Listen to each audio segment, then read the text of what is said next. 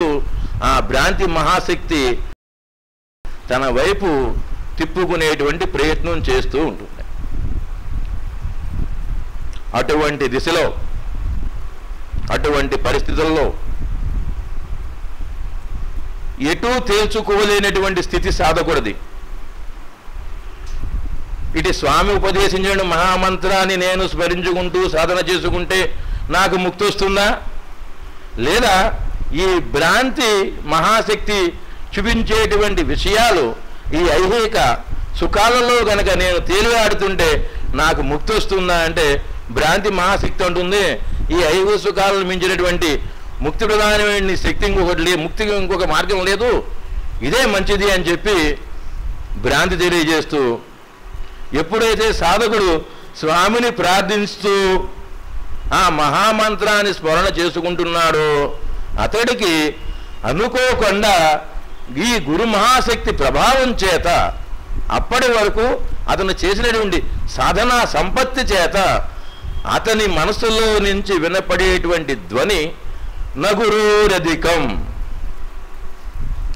ఈ నగురోరధికం అనేటువంటి ధ్వని ఎప్పుడైతే తన మనస్సులో గురు మహాశక్తి ప్రభావం వల్ల ప్రేరేపి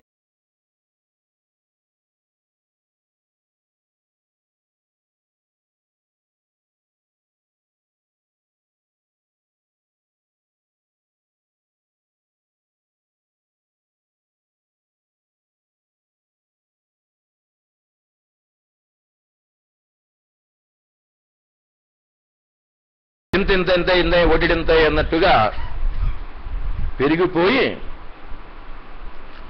ఆ సాధకుడికి ఆ గురు మహాశక్తి ఒక రక్షణ కవచంగా ఏర్పడి భ్రాంతిని దూరం దూరం దూరం దూరంగా నెట్టుకుంటూ వెళ్తుంటుంది.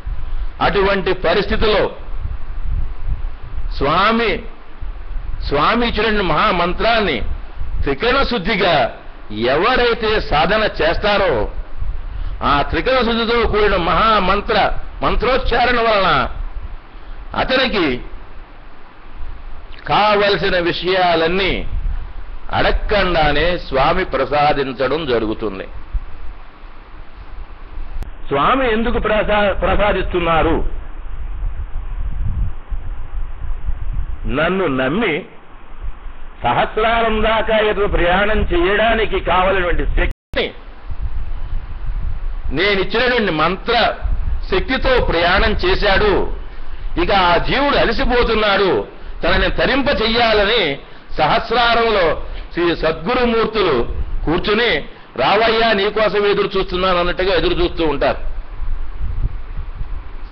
అక్కడ వరకు ప్రయాణం చేయాల్సినటువంటి బాధ్యత సాధకుడిదే, సభ్యుడిదే. అంతవరకు గనక మనం విశ్వాసంతో నమ్మకంతో త్రికరణ శుద్ధిగా మనసా వాచా కర్మణ నగురోరధికం సన్యాసం చేస్తావో సామ్రాజ్యం చేస్తావో స్వామి నీదే భారం అని ఏ సాధకుడైతే ప్రయాణం చేస్తాడో వెన్నంటూ ఉండి వచ్చేటువంటి ఎన్ని ఆపదలైనా ఎన్ని విపత్తుల పరిస్థితులైనా దాటించేటువంటి బాధ్యత సద్గురుమూర్తి